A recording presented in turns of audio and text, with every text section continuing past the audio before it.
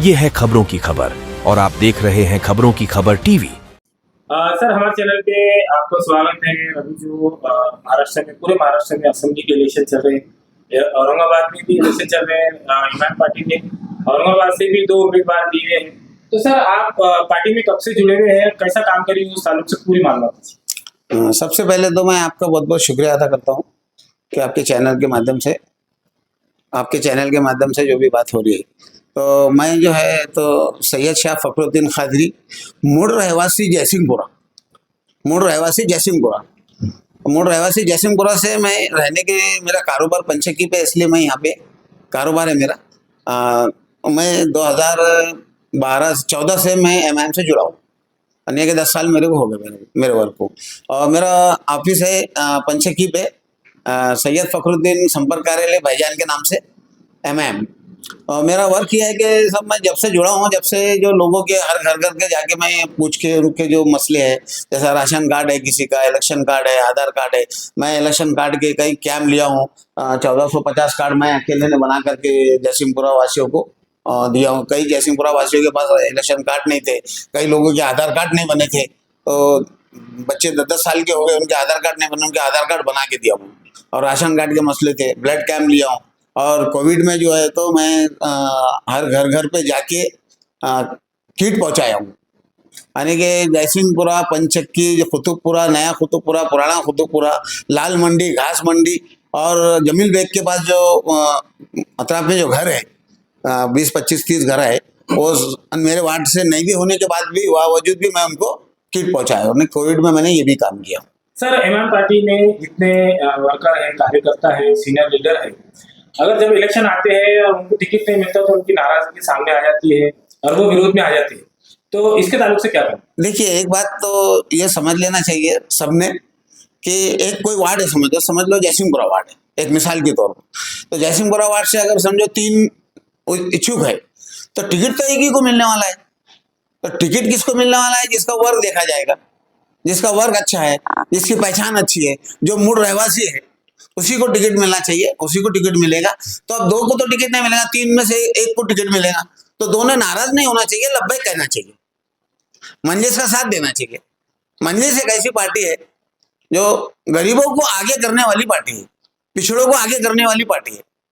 तो ऐसी पार्टी को साथ देना चाहिए और अपना वोट जाया ना करते हुए सही जगह पे वोट डालने की कोशिश करें। सर आपके महाराष्ट्र में इमाम पार्टी ने जो 15 आमदार के लिए उम्मीदवार खड़े किए हैं, तो आपके लिहाज से कितने उम्मीदवार विजय हो सकते हैं? सब देखिए, मेरे हिसाब से जो पहले जो आमदार बने थे, हाँ, और पहले हमारे यहाँ पर औरंगाबाद से भी इम्तियाज अली साहब आमदार बने थे, फिर उसके बाद उन्होंने खासदार भी बने। तो ये यहाँ के औरंगाबाद से, तो इनके महाराष्ट्र में जो है तो औरंगाबाद से स्टार्ट हुआ है। तो सबसे पहले तो यहाँ 27-28 नगर सेवक आए थे। इनका वर्क देख के, और हमारे जो मालेगांव के हैं, दुलिया के हैं और वारिस पठान साहब है, इनका वर्क देखिए आप। उनका वर्क देखने के बाद लोग एकदम से मतदाता जो है मंजिस के साथ है और मंजिस को बहुत सारा सपोर्ट मिलने वाला है। और मैं समझता हूँ कि अभी जो 15 सीट खड़े करें, तो ये तो मैं समझता हूँ कि 15 सीट भारी बहुमतों से 15 के 15 चुन के आने वाले हैं।